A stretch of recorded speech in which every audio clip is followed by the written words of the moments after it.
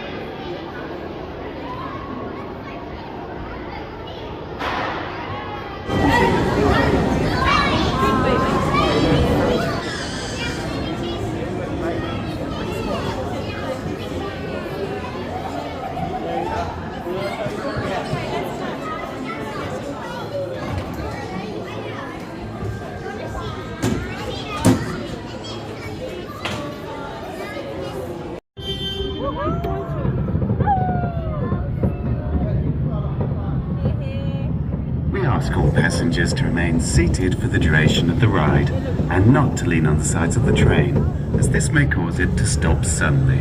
Thank you. I'll tell you what, my knees are hurting.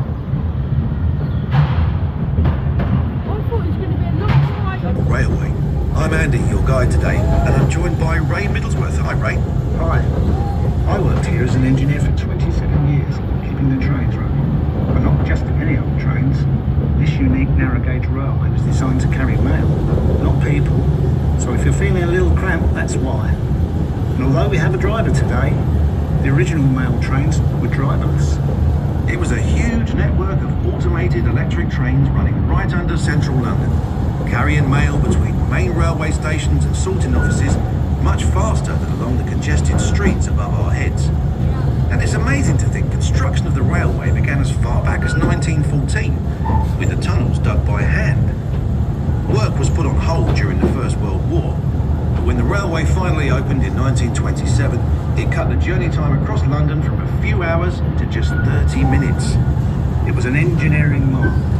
Mailrail ran almost non-stop, night and day, for over 75 years until 2003. As we explore, we'll be going back in time to see tunnels, loading platforms, and a few surprises. We'll be at our first stop in a few minutes. If they run down that hill we've just come down, that will catch them.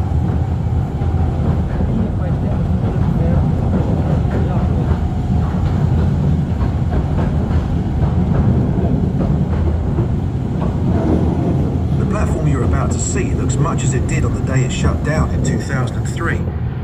Ray, can you describe it for us? When Mailrail was running, this platform would be a hive of activity. You'd see people playing darts between the trains arriving, guys conversing back and forth, wheeling work up and down. It was a noisy and lively place to work. Ray's going to tell you more about life working on the railway as we take a trip down memory lane through the many decades of mail rail.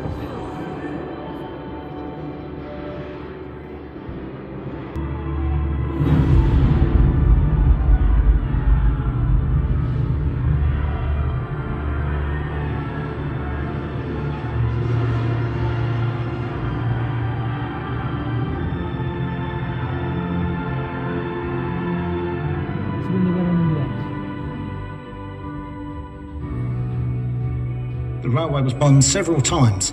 This station suffered the most damage when it was hit in 1943. Amazingly, the railway was back up and running the very next day. That reflected how vital the railway had become.